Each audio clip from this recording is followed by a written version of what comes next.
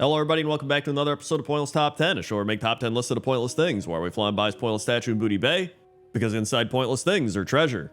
Let's begin. 10. Number 10 is this Kodo pulling a gnome prisoner cart in Ashenvale. And you know, there's a lot of animals pulling carts in World of Warcraft, right? When I thought of this list, I was like, we're gonna have some animals pulling carts. But when I found this one, I was like, this is probably the most insane one. So first off, there's like screaming gnomes in the back that are like, help us. There's some that I think are either passed out or dead. I have no idea. But then on top of that, the wheels are spinning at an insane rate to the point where it looks like it's spinning faster than the cart is even going. I don't know what is happening here. And then the Kodo also just goes into the ground at one point. And I just remember coming across this for the first time in my video series, Things You Might Have Missed. And I was doing Things You Might Have Missed in Ashenvale. And I was just so blown away. I was like, dude, I can't believe this exists in World of Warcraft. I've either never seen this or I don't know. But I was like, hey, you know what? That's an animal with a job. He's got to pull this insane cart. And so that's why it's number 10. 9. Number 9 are the tame pack goats. And the tame pack goats are goats, as you might have imagined, that are all over the place in Camp Nowhere in the Azure Span. And I contemplated a lot of different pack animals, because there's a lot of pack animals in World of Warcraft, and I want to have an entire list of like, here's a pack animal, here's another pack animal, right? There's like a lot of different animals I could use, but I just really like the pack goat because he gives me Crendor vibes. Like, he truly feels like he could be a spirit animal to me, or my spirit animal. I worded that weird, but I love how he's just chilling, you know. They got him on a rope and he's walking around like, I'm a pack goat. And then there's other pack goats that people are riding on, and you know, they're carrying stuff. They're pack animals, but they got a little bell underneath that I don't know, that might get annoying if they're walking around and the bell's like clang clang clang clang. But maybe you get used to it. Or it just helps if your pack goat gets lost. You're like, where'd that pack goat go? And you're like, oh, it's where the bell is ringing, right? So I just like these goats. I think they're really cool, and they're doing a good job. So that's why the tame pack goats are number 9. 8. Number 8 is Kenshi the cat, and Kenshi is a house cat located at Catty Cathy's in Borealis. And this is a bit of a weird animal with a job, so I don't know if he truly has a job, but I think he believes he has a job, and that's good enough for me. So when you go to Kenshi, he sells you a half-eaten mouse if you give him a deluxe tuna. And apparently he never used to do this prior to November of 2024, which I believe was the big 20th anniversary for World of Warcraft. So it seems that part of the Operation Toy Rescue quest included Kenshi, and that's why he is now a vendor. So I like to imagine Kenshi was just a cat, just chilling around, having a good time, and then all of a sudden, he was just like, you know what? I am sentient enough to start selling a half-eaten mouse to people if they give me tuna.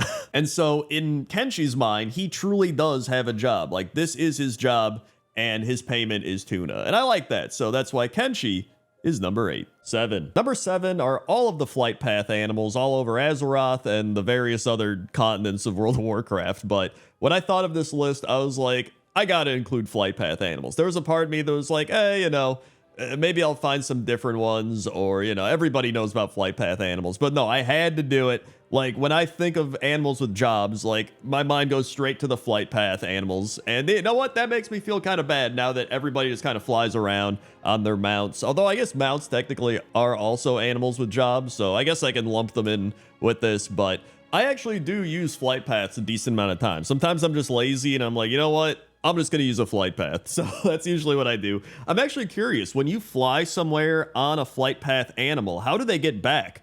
Because, like, let's say you ride on a griffin and it goes all the way to the eastern plague lands or like wherever. It has to get back, right? So does it just like wait for another person to want to fly back? But then you don't actually fly in the griffin. You fly in somebody else's flight path animal. I don't know. That's actually something I never really thought of until now.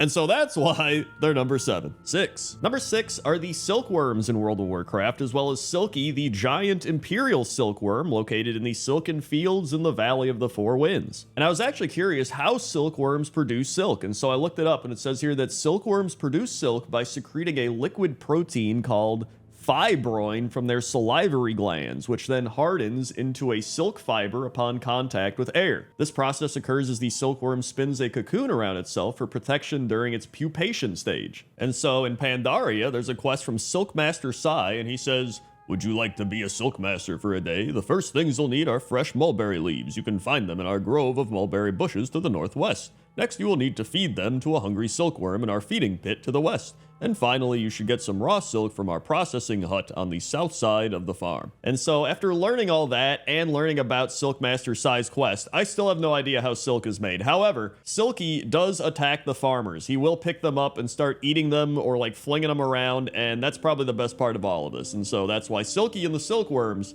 are number 6. 5. Number 5 is Percy, and Percy is the Kaliri companion pet of Rashad the Arakoa. And when I started making this list, I really wanted to include some animal vendors. And so obviously we had Kenshi the cat already, but he's kind of like part of a secret, you know, he's still a vendor, but he's not like a profession vendor, that type of thing. But then we get to Percy, and he actually is a type of profession vendor. So he's carrying scrolls on his back, and he's got a scroll in his talons, and then he's selling inscription stuff, which I think is just really fun, right? Like he's just a little inscription guy. And I actually do want to give some Kaliri facts because they're actually pretty cool. So they are a species of bird that's bred by the Arakoa as their attack pets or guardians, and the females tend to be more rare than the males. Since they were hunted near extinction for their feathers, the Kaliri have developed very keen senses. Kaliri take flight immediately after hatching, and they feast on grubs when they're young, eventually graduating to anything smaller than themselves. And unlike other birds, Kaliri mothers don't chew their hatchlings' food for them. So yeah, I just thought that was pretty cool, and I think Percy's pretty cool, and so that's why it's number 5. 4. Number 4 are the Caravan Brutosaurs, and the Caravan Brutosaurs are located all over Dazar Alor. And these Brutosaurs pretty much carry around everything you can imagine. They've got a bunch of different trade profession goods like tailoring materials. They got a bunch of crates that they're throwing down to the floor.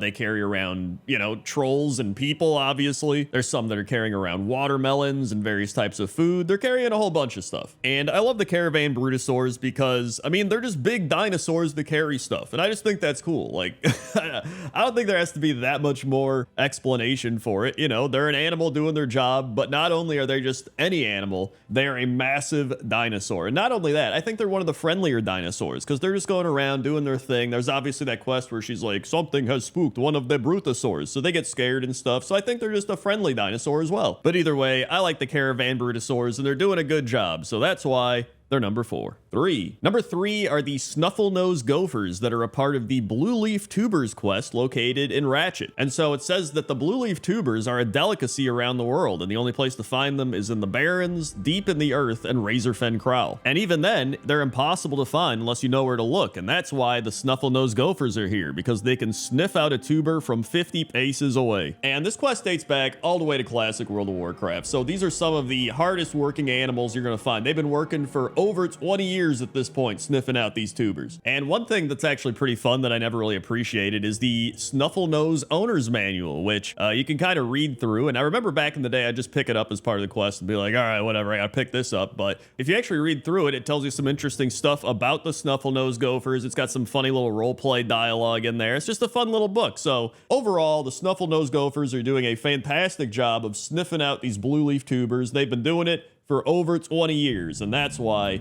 they're number 3. 2. Number 2 are the turtle transport boats, and I'm sure everybody has ridden on a turtle transport boat at one point or another, but they are located in numerous Tuskar locations, because usually these are used by the Tuskar, and they work by having the carrot on a stick dangle in front of the turtle, and then the turtle chases the carrot, and then they get the transportation. However, I don't actually know if turtles like carrots or how this really works long term. I feel like the turtle would figure it out at some point, but you know, what do I know? I'm not a Tuskar that created a turtle boat. Also, I found some interesting information about the turtle boat from a WoW Insider interview way back in the day, and it says, the turtle boat, if you look at Northrend, the continent is shaped a little bit like a crescent with the 2 starting zones, Howling Fjord and Borean Tundra at the ends. There's a port located in the middle of the coast between these zones, and we wanted to have an easy method for traveling between the zones. The method of transportation we settled on is a giant turtle with a deck mounted on top of its shell, very much like turtles from Warcraft 2. It's simple, effective, grounded in Warcraft lore, but it's also one of those light moments that are so important to create the iconic Warcraft feel. So there you go, the turtle boats are actually based off Warcraft 2 turtles. I thought that was pretty cool, and so that's why the turtle boats are number 2. 1. And number 1 are Keepers, Budgie, and Puffer, who are all Rexar's companions. And so Keepers is the innkeeper at Breaker's Crown in Gorgrond, and Keepers has actually been in 2 other pointless top 10s that I know of. There's top 10 rats and top 10 innkeepers. So I thought about just not including him on this list because I was like, he's already been in 2 other top 10s, but he's like one of the most well-known animals with a job. He's literally an innkeeper. How could I not put him on the list? And so now I think Keepers the rat is number 1 in pointless top 10 appearances. But I was like, you know what? We can also include Rexar's other companions because we have Budgie, who is a cleft hoof food vendor. So not only is he a food vendor animal, which I was talking about earlier, how I wanted to find some of these, but he's working alongside the innkeeper rat. And then there's Puffer the boar, who I don't think has a job here, but maybe he's like guarding the area or something. I don't know. I wanted to include him just because he's probably doing something, right? And so yeah, overall, I just thought this deserved number 1. And so that's why Rexar's animal companion workers are number 1. Hey everybody, thanks for watching this episode of Pointless Top 10. If you want more top 10s, you can check out rats, because I just mentioned rats, or you go check out the best jobs in World of Warcraft. Also, consider liking the video or commenting down below who you think should have been number 1, or if I missed any animals with jobs. Okay? Okay. See you.